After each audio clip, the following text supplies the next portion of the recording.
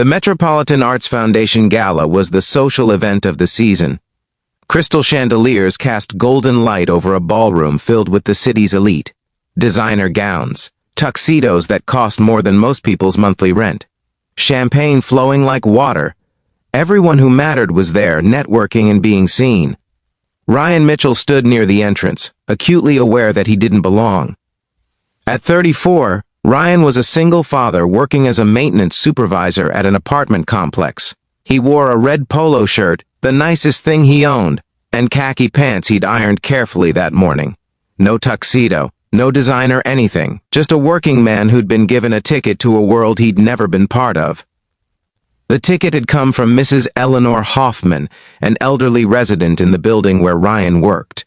She was 92, sharp as ever, and had taken a liking to Ryan and his 8-year-old daughter Sophia over the past year.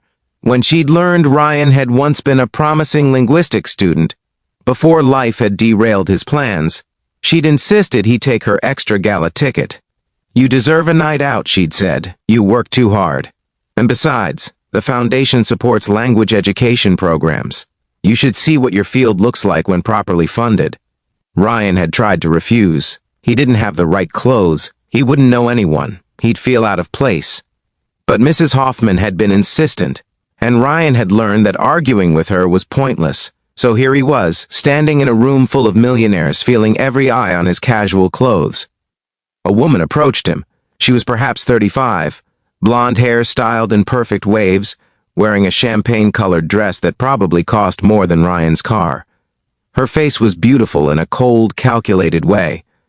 This was Victoria Ashford, CEO of Ashford Global Communications, a company worth $500 million. She looked Ryan up and down with barely concealed disdain. "Excuse me," Victoria said. "Her," voice carrying just loud enough for nearby guests to hear. "I think you're at the wrong event. The staff entrance is around back. Catering workers shouldn't be in the main ballroom." Ryan felt heat rise in his face. Around them, conversation died as people turned to watch. "I'm not catering staff," Ryan said quietly. "I'm a guest. I have a ticket." Victoria's perfectly sculpted eyebrows rose. "Really? And who exactly invited someone dressed like they're going to a backyard barbecue to a $1,000 a plate charity gala?" "Eleanor Hoffman gave me her extra ticket." "Eleanor is 92 and her judgment has clearly declined," Victoria said, her smile sharp and cruel. "This is an event for donors and supporters of the arts, people who understand culture and refinement. You don't belong here." She gestured to his clothes. "Look at yourself. Look at everyone else here. Do you see the difference? This isn't a place for maintenance workers or janitors or whatever it is you do. This is for people who've actually accomplished something with their lives." The crowd around them had grown larger. Some people looked uncomfortable. Others watched with the fascination people have for car accidents. No one spoke up to defend Ryan. "I have every right to be here," Ryan said, his voice steady despite the humiliation burning through him. "Mrs. Hoffman invited me as her guest. If you have a problem with that, take it up with her." "Oh, I intend to," Victoria said. "But first, let's be honest about what's really happening here. You're a working-class nobody who stumbled into a place you don't understand, wearing clothes that insult everyone here who made an effort to dress appropriately. The kindest thing I can do is save you from further embarrassment by asking you to leave." Ryan looked around at the watching faces. Most avoided his eyes. A few nodded slightly, agreeing with Victoria. He felt small, worthless, exactly the way Victoria intended him to feel. But then he thought about Sophia, at home with the babysitter. About the hours he spent helping her with homework, teaching her Spanish and French from the books he'd kept from his abandoned degree. About the way her face lit up when he explained how languages connected cultures and opened worlds.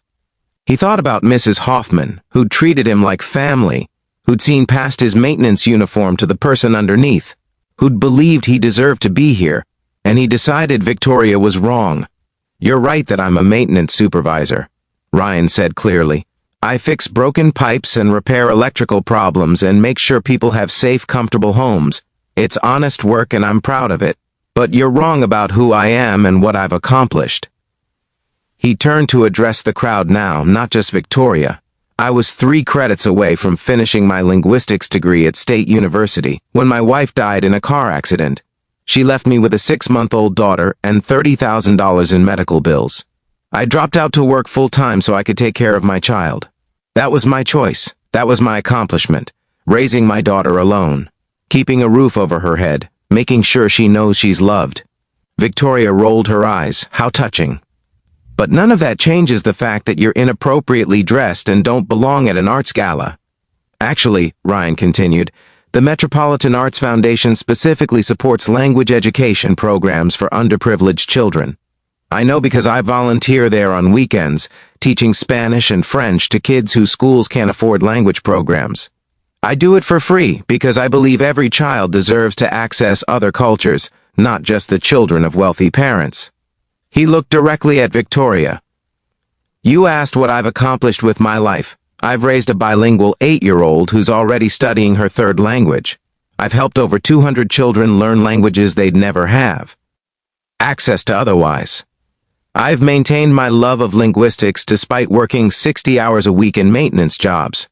And I've done all of it without humiliating people to make myself feel superior. The room had gone completely silent. Victoria's face was red. Anyone can claim to speak languages, she said dismissively.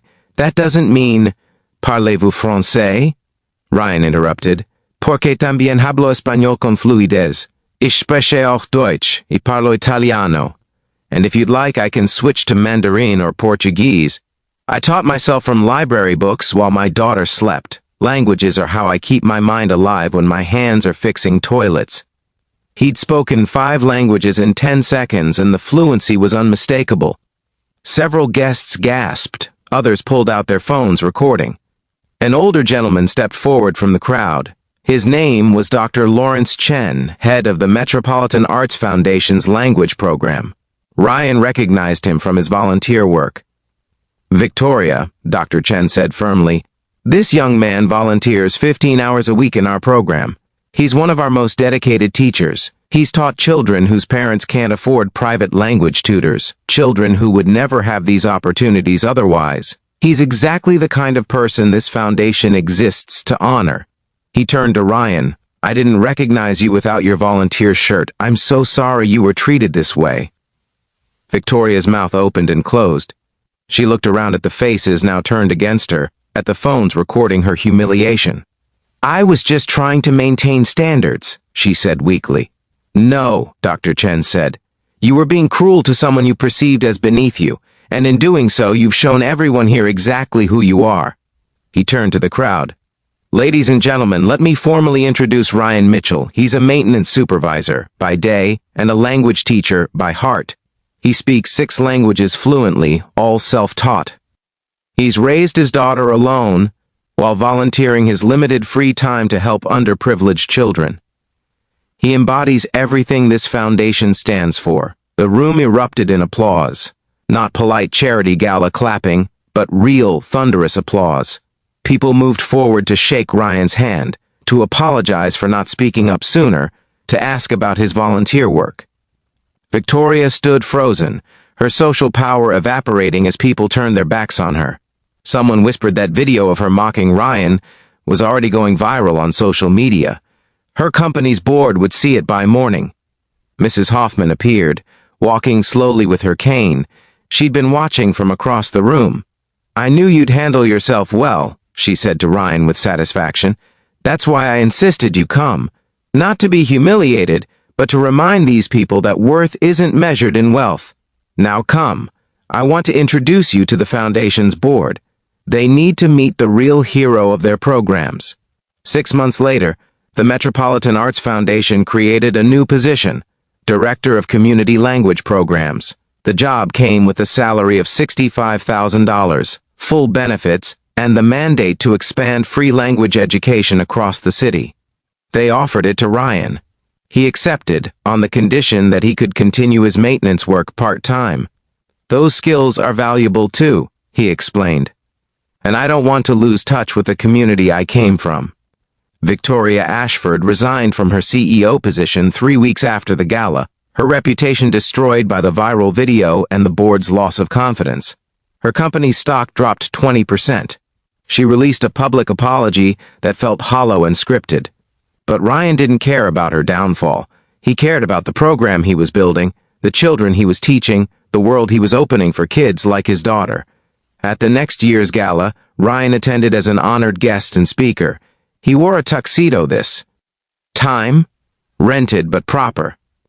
When he took the stage to talk about the program's expansion, he looked out at the audience and saw something different than last year. He saw Mrs. Hoffman in the front row, beaming with pride. He saw Dr. Chen and the foundation board.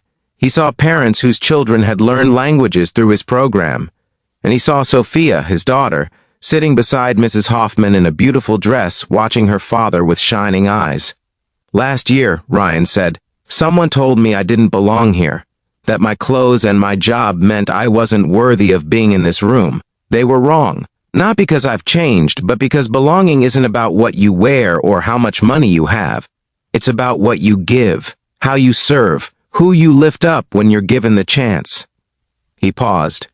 Every single person in this room belongs here if they're willing to use their resources, their time, their talents to help someone else. That's the only membership requirement that matters. Thank you for welcoming me, not despite my background, but because of what that background taught me about who needs help most. The standing ovation lasted 5 minutes. If this story inspired you, please like and share it with someone who's ever been made to feel less than because of their job or their clothes or their circumstances. Subscribe for more stories about people who prove that dignity has nothing to do with wealth. And comment below about a time someone tried to make you feel small and you found the strength to stand tall anyway.